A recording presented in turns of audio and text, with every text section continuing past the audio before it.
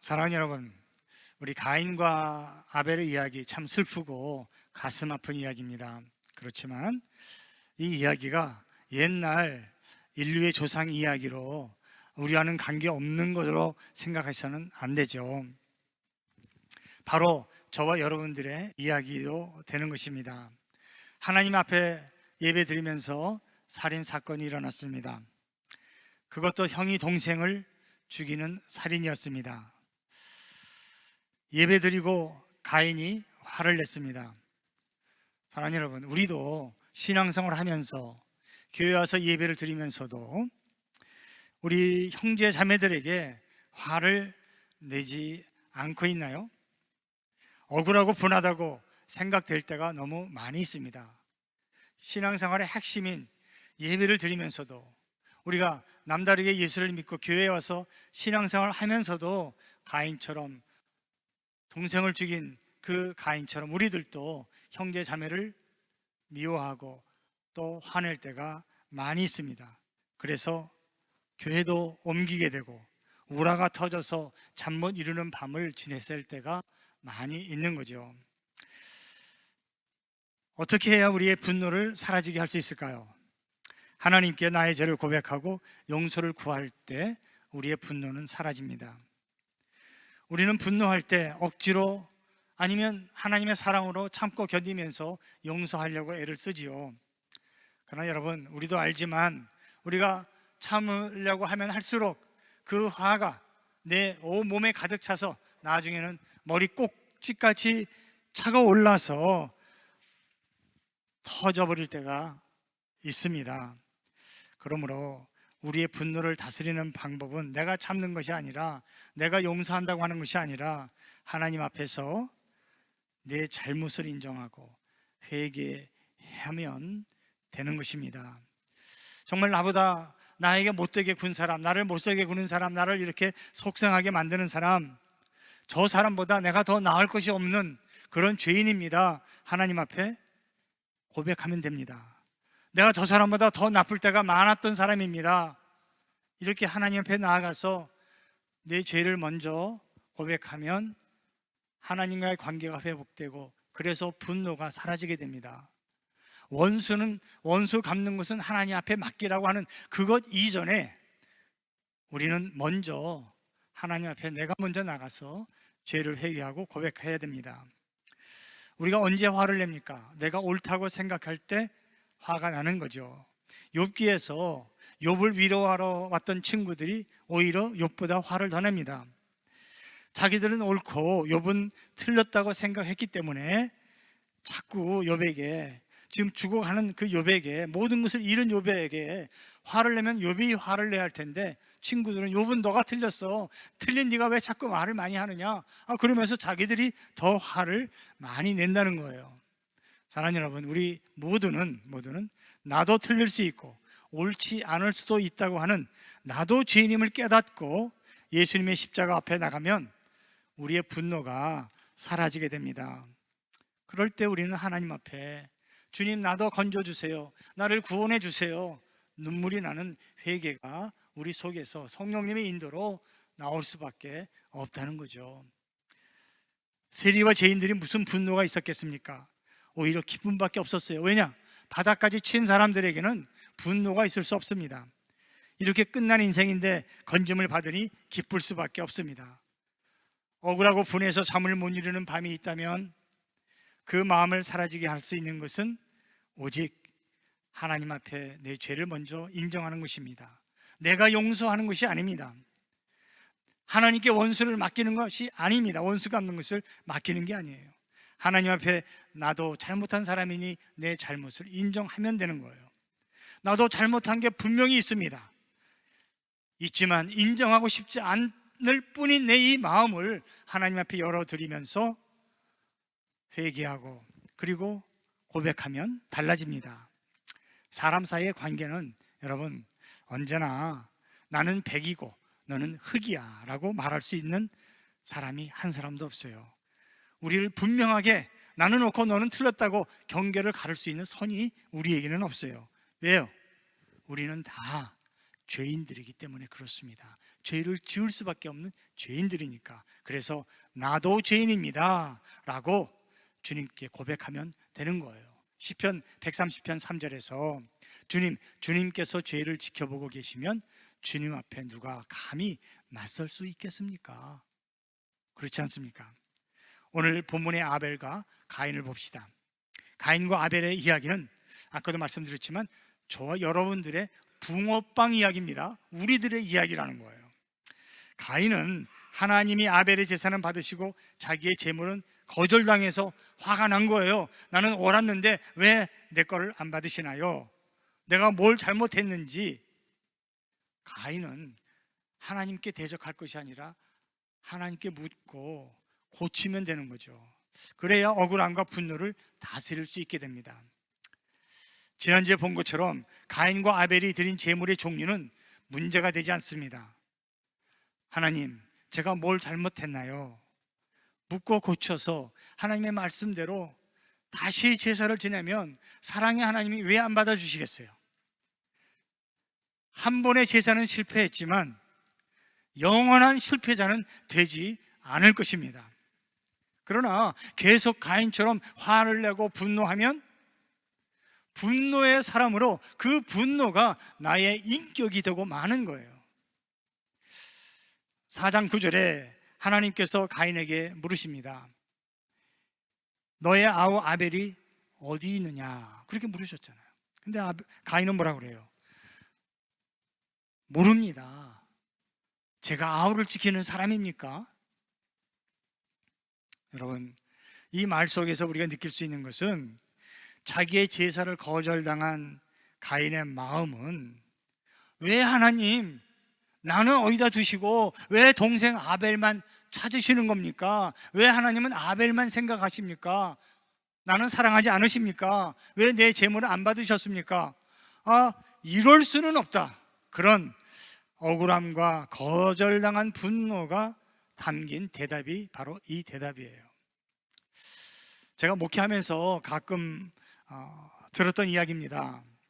우리 안학교에는 그럴 만한 분들이 안 계시고 그럴 그 소리도 듣지 않겠지만, 목사님은 새 가족들만 섬기십니까?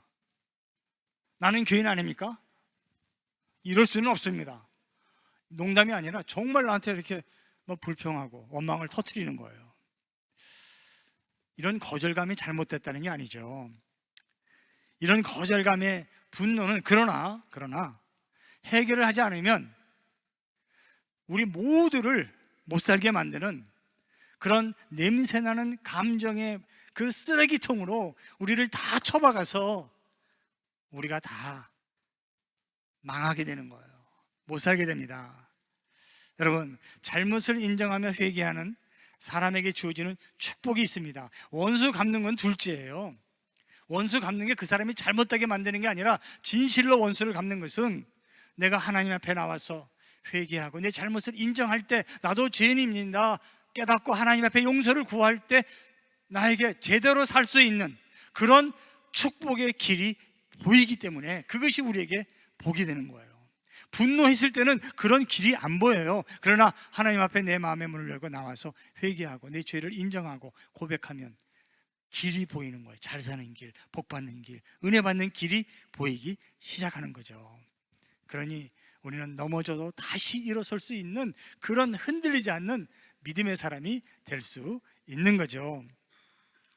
여러분, 그렇기 때문에 분노로 장난은 절대로 안 됩니다. 분노를 가지고 불장난하지 맙시다. 우리 다 죽어요. 나도 죽고 너도 죽는 거예요.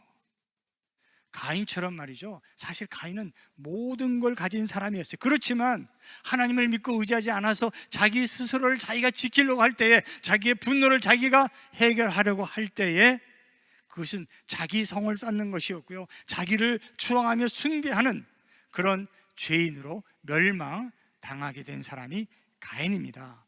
여러분, 그럼 정말 가인이 하나님 앞에 그렇게 멸시를 당하고 무시당한 사람입니까? 불공평한 대우를 받았을까요? 아니라는 거예요. 절대로 그런 사람이 아니었어요. 아벨만 사랑한 게 아닙니다. 자, 1절 한번 가서 볼까요? 가인은 총애를 받았어요. 아담이 자기 아내 하와와 동침하니 아내가 임신하여 가인을 낳았다. 하와가 말하였다. 주님의 도우심으로 내가 남자아이를 얻었다. 여러분 성경책 밑에 가서 보시면 가인이란 이름의 뜻이 나와 있는데 얻었다는 거예요. 그런 하나님이 나를 도우셔서 이런 아들을 내가 얻게 되었는데 얼마나 기뻐했는지 몰라요. 제가 우리 첫 딸을 낳고요, 이렇게 키우면서 생각했어요. 둘째는 못 낳겠네. 왜 그랬을까요? 그 딸을 보니까 키우는데 너무 귀여운 거예요. 그러니 둘째를 낳아도 둘째를 덜 사랑할 것 같아. 사랑 못할 것 같아, 둘째를. 그러니까 둘째는 낳지 말아야지. 이 딸만 가지고 사랑해야지. 그러니까 제가 말씀드리는 거, 둘째 낳았는데 그런 건 아니었어요. 똑같이 사랑하게 됐는데 그 첫 딸만 있을 때는 그런 마음이 들더라고요. 그러니까 이 첫 아이라는 이 첫 장녀는 그만큼 뭐예요? 부모에게 특별한 사랑을 받고 자라는 거예요. 제 동생들은 한 번도 새 옷을 입어본 적이 없어요. 제가 항상 입던 옷 다 전해받은 거지. 그러니까 첫 아이는 그만큼 사랑 많이 받고 자라는 사람이에요. 가인이 그랬던 사람이라니까요. 자, 2절을 보면 한번 봅시다. 그럼 아벨은 어땠을까요? 둘째 이름에는요 뜻도 없어. 하와는 또 가인의 아우 아벨을 낳았다. 아벨은 양을 치는 목자가 되고 가인은 밭을 가는 농부가 되었다. 그랬습니다. 아벨은요 뭐예요? 이름에 뜻이 없어요. 아벨은 그냥 뭐예요? 가인의 아우일 뿐이에요. 여러분 성경에 보면 아이들의 이름 지으면 항상 그 밑에 이름의 뜻이 나와 있습니다. 근데 이 아벨은 이름의 뜻도 없어. 그냥 가인의 아우예요. 불평을 하려면 아벨이 했어야죠. 상처는 아벨이 받았어요. 사실은 말하자면 가인은 오히려 장남이라고 하는 그런 유익을 누린 사람이에요. 세월이 지났어요.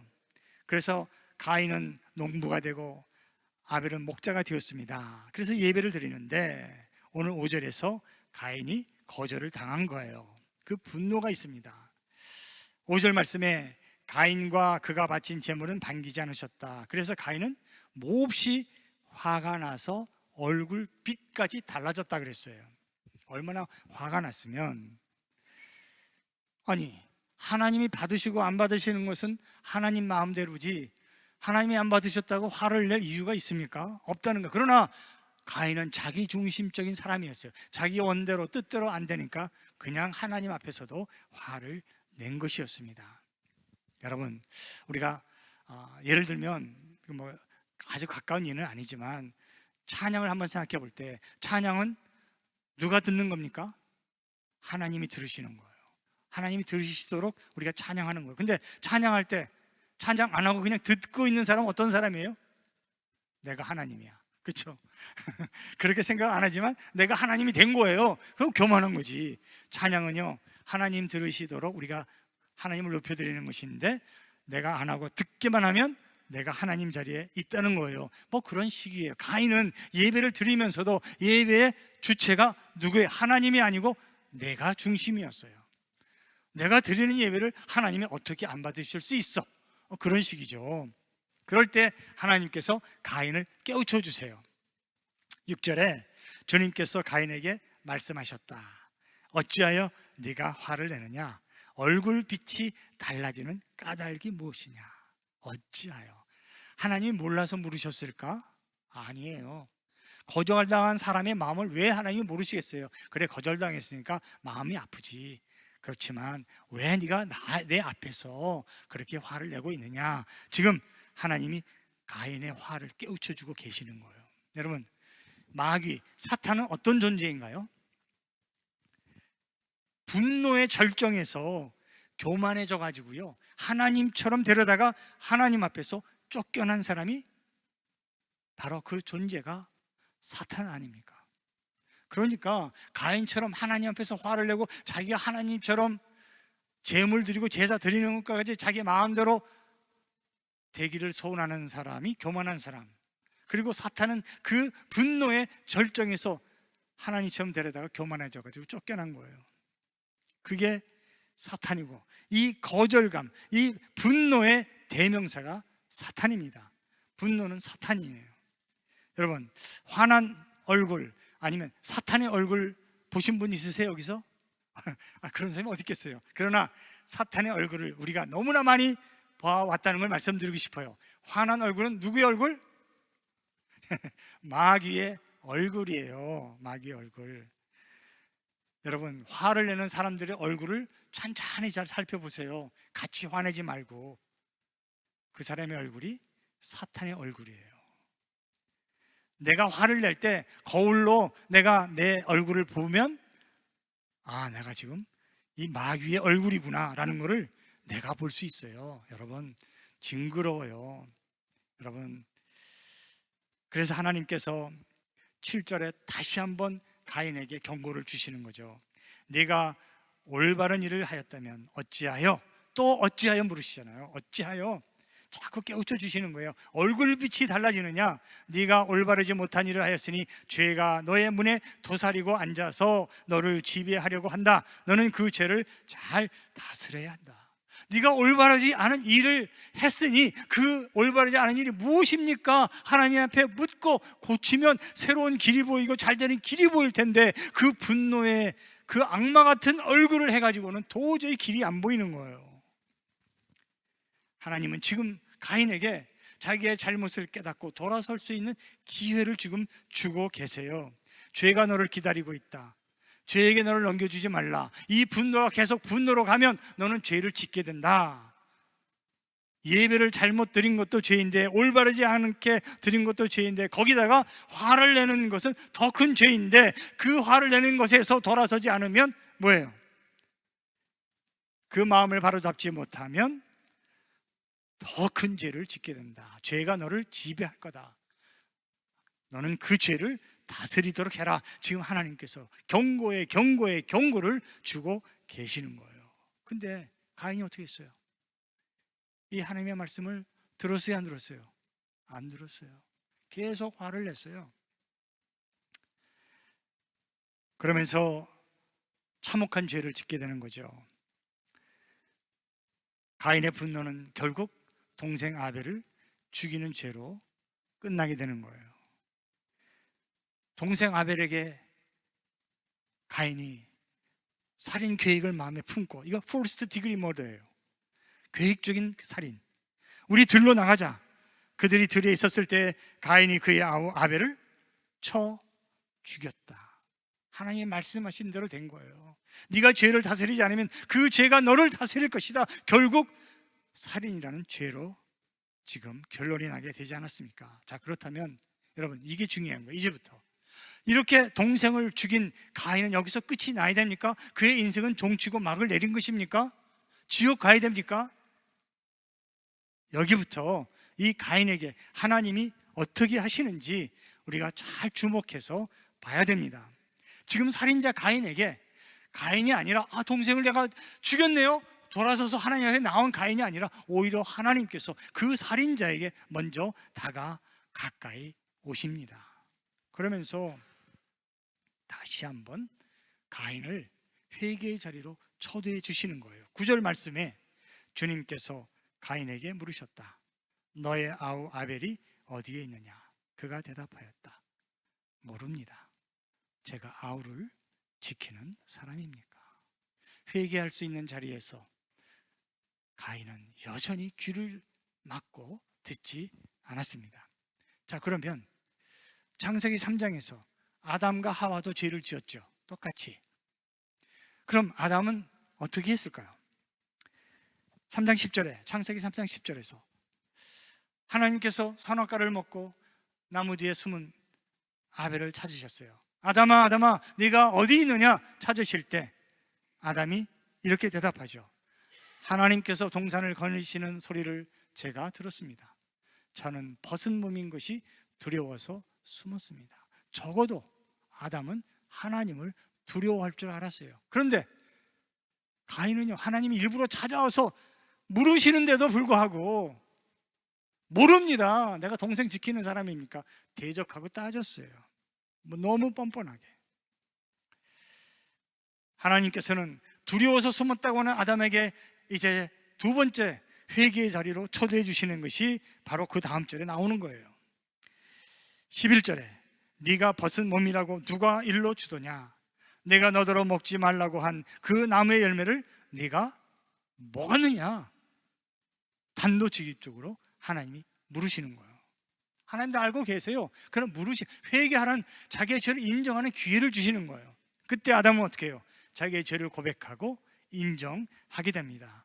창세기 3장 12절에 그 남자는 핑계를 대었다. 하나님께서 저와 함께 살라고 짝지어 주신 여자, 그 여자가 그 나무의 열매를 저에게 주기에 제가 어떻게 해요? 그것을 먹었습니다. 이게 중요한 거예요. 우리는 아담이 자꾸 자기 아내 핑계를 댔다는 거에만 주목하는데 그게 중요한 게 아닙니다. 누구나 핑계는 될 수 있어요. 선악과를 먹을 수 있는 죄를 지을 수는 있어요. 그때 하나님께서 네가 정말 먹었느냐라고 물으실 때 네, 먹었습니다. 자기의 죄를 인정하는 게 너무 중요한 거예요. 핑계를 대면서 우물쭈물 넘기려고 했거나 안 먹었다고 했거나 먹었는데 반만 먹었습니다 이렇게 했다면 아담과 하와는 하나님이 지어주시는 가죽옷을 입어보지 못했을 거예요. 그럼 하와는 어떻게 했을까요? 하와도요 똑같이 인정했어요. 하나님이 여자에게 물으셨다. 너는 어쩌다가 이런 일을 저질렀느냐? 여자도 핑계를 대었다. 뱀이 저를 깨워서 여기다 밑줄을 그어야 돼요. 먹었습니다. 물론 핑계는 될 수 있어요. 그러나 끝에 가서는 제가 먹었습니다. 아담과 똑같이 하와도 인정을 한 거예요. 여러분, 이것이 중요합니다. 아담처럼 하와도 하나님의 질문 내가 먹었느냐? 네, 먹었습니다. 두 사람 모두 똑같이 먹었다고 인정했어요. 그래서 하나님과의 관계가 회복될 수 있었습니다. 여러분, 성령님을 거슬리는 죄는 무슨 죄입니까? 하나님께서 너가 분명히 죄를 지었어, 너도 잘못한 게 있어, 너도 죄인이야 라고 말할 때 아니에요, 나는 모릅니다 라고 말하는 것이 성령님을 거슬리는 죄예요. 용서받을 수 없는 죄. 예수님이 말씀하셨죠. 세상의 모든 죄는 다 용서받아도 성령을 거슬리는 죄는 용서받을 수 없다. 예수 믿는 사람이 성령이 내 속에서 너도 잘못한 게 있잖아, 너만 옳은 게 아니잖아 자꾸 말씀하시는데 아니야, 저 친구가 잘못했어요, 저 원수는 누가 갚아줍니까? 그런 얘기만 하면 가인과 똑같은 사람이라는 거예요. 여러분, 하나님의 두 번째 초대를 가인이 받게 됐습니다. 4장 10절에 주님께서 말씀하셨다. 네가 무슨 일을 저질렀느냐? 너의 아우의 피가 땅에서 나에게 울부짖는다. 아담에게 물으셨던 것과 똑같은 거예요. 네가 먹었느냐? 네가 무슨 일을 저질렀느냐? 이때 가인이 하나님, 정말 제가 잘못했어요. 정말 제가 정신 못 차리고 제 동생을 죽였어요. 그 한마디만 하고 인정하고 고백했으면 달라졌을 거예요. 그걸 안 한 거예요. 하나님이 기회를 주셨을 때에 가인은 끝까지 자기 안에서 분노로 살았습니다. 사람을 죽였든 선악과를 먹었든 무슨 죄를 지었든 사랑하는 여러분, 그 죄는 다 똑같은 죄예요. 도토리를 훔쳐 먹었든 사람을 죽였든 그 죄는 하나님 앞에 똑같은 죄입니다. 가인은 아무 말도 하지 않았어요. 오히려 대적했어요. 그래서 가인은 용서받을 수 없는 성령을 거스르는 죄 때문에 저주를 받게 되는 거예요. 4장 11절에서 하나님께서 가인을 저주하십니다. 이제 네가 땅에서 저주를 받을 것이다. 땅이 그 입을 벌려서 너의 아우의 피를 너의 손에서 받아 마셨다. 저주가 떨어졌어요. 용서받지 못했어요. 그럼 아담은 어찌 됐을까요?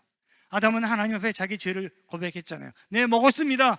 하와도 먹었습니다 그랬을 때 아담이 아니라 저주는 땅이 받게 된 거예요. 네가 아내의 말을 듣고서, 하나님 인정했어요. 내가 너에게 먹지 말라고 한 그 나무의 열매를 먹었으니 이제 땅이 너 때문에 저주를 받을 것이다. 웬걸 죄는 아담이 졌는데 땅이 저주를 받는 거예요. 왜? 아담이 하나님 앞에 회개했으니까, 저희 죄를 인정했으니까.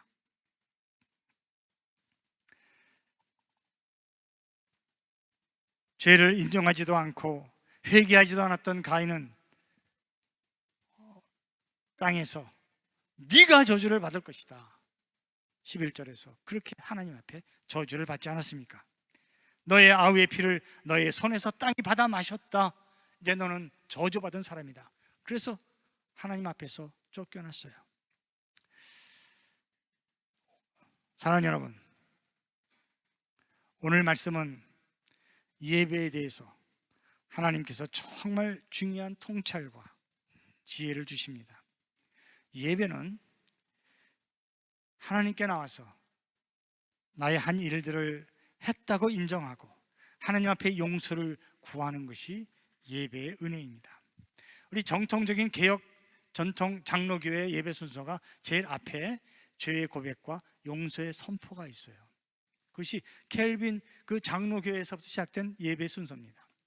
그 예배에서 나의 죄를 고백하지 않고 용서의 선포가 없으면 그 다음 예배가 진행이 안 되는 거예요. 참되게 예배를 드리고 하나님이 찾으시는 예배자가 되기 위해서는, 하나님의 기뻐하시는 예배의 핵심은 하나님 앞에 나와서 내 죄를 인정하고 고백하는 거예요. 완전하고 흠없는 사람이 어디 있습니까? 그렇다면 우리가, 여러분들이 하나님 앞에 나올 수 있다는 것이 바로 은혜요. 그분 앞에 죄를 고백하고 용서를 구할 수 있는 것이 하나님의 그 놀라운 십자가의 사랑입니다. 그리고 다시 죄를 짓지 않겠다고 결단하고 속사람이 새로워지는 시간이 바로 예배의 시간입니다. 바로 이 예배의 자리입니다. 그런데 가인은요, 여전히 자기 중심의 사람이었어요. 하나님의 아픈 마음은 눈꼽만치도 생각 안 했어요. 정말 조금이라도 사람 같은 사람이라면 동생을 죽여놓고 후회하는 마음도 없어요. 그리고 그 부모의 마음을 생각하지도 않았어요. 아들을 잃은 그 부모의 마음. 아니, 그리고 무엇보다도 우리를 만드시고 우리를 이렇게 사랑으로 한 몸 되게 모아주신 그 하나님의 마음, 내가 형제를 미워하고 형제를 싫어하고 서로 분노하면서 화를 내면서 우리 하나님의 마음은 얼마나 아프실까, 그 생각을 가인은요 요만큼도 안 한 거예요. 자기밖에 생각 안 했어요. 내가 아픈 거, 내가 억울한 거, 내가 분한 거, 이것만 생각한 거예요. 하나님 생각 안 해요. 14절에, 4장 14절에 자기밖에 모르는 그 죄인 가인의 마음이 나타나는데, 성령을 거슬리는 죄인이에요. 주께서 오늘 이 지면에서 나를 쫓아내시온 즉 내가 주의 낯을 배웁지 못하리니 내가 땅에서 피하며 유리하는 자가 될지라 무릇 나를 만나는 자마다 나를 죽이겠나이다. 뭐예요? 다 나밖에 없어요. 이 짧은 한 문장 안에 내가 5번이나 나와요. 자기만 억울하고, 자기만 속상하고, 자기만 상처받고, 자기만 위험하고, 자기만 억울하다는 거예요. 내가 나를 만나는 자마다 나를 죽이겠나이다. 자기를 저항하고 자기를 숭배하며 하나님께 예배드리는 자가 아니라 자기만 예배드리는 그런 교만한 분노의 절정이 일었던 사탄과 우리가 뭐가 다를 게 있어요? 분노하는 그 마음은 바로 사탄의 얼굴을 가진 마음이에요. 사랑하는 여러분, 믿음으로 예배를 드리는 사람, 예수 그리스도로 말미암아 예배를 드린다면 십자가에서 죽음으로 내 죄를 대신해서 나를 용서해 주시기 위하여 생명을 드린 예수님 때문에 우리가 하나님 앞에 나와서 예배를 드린다면 무엇보다도 내가 먼저 내 죄를 인정하고 고백하고 회개하는 예배자가 되어야 합니다. 그리고 예배는 혼자가 아니라 우리 모두 함께 드리는 것입니다. 예배를 받으시는 하나님께만 집중해서 나를 용서해 주시고 사랑하시는 예수 그리스도 안에서 믿음으로 드리는 그 예배자를 하나님이 찾고 계십니다. 그래서 우리는 생명을 걸고 예배를 드리는 거예요. 내 생명을 받아주시는 하나님께 감사와 기쁨으로 나를 용서해 주시는 그 하나님 앞에 뜨거운 감사와 눈물로 예배를 드리게 되는 거예요. 참되게 예배드리는 하나님의 자녀들의 정성과 그 마음을 하나님이 보시고 그 기도에 하나님은 반드시 응답해 주실 줄로 믿습니다. 용서를 구하는, 기도하는 자녀들의 기도를 하나님이 그대로 내버려 두지 않으시고 응답해 주십니다. 우리와 우리의 자녀들이 하나님을 온전히 이렇게 참되게 예배드리는 예배자가 될 수 있기를 간절히 소원합니다. 우리 연합교회가 그런 참되게 예배드리는 사람으로 차고 넘쳐서 이 자리가 구원의 우물처럼 생수가 넘쳐 흐르는 그런 하나님의 교회 성도들, 이 예배의 자리 하나님의 구원의 우물이 될 수 있기를 간절히 소원합니다. 사랑하는 여러분, 그렇게 우리 기도할 수 있기를 바랍니다.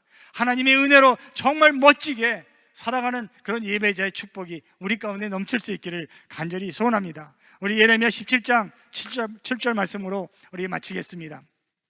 우리 한번 같이 한번 읽겠습니다. 시작합니다. 그러나 주님을 믿고 의지하는 사람은 복을 받을 것이다. 아멘.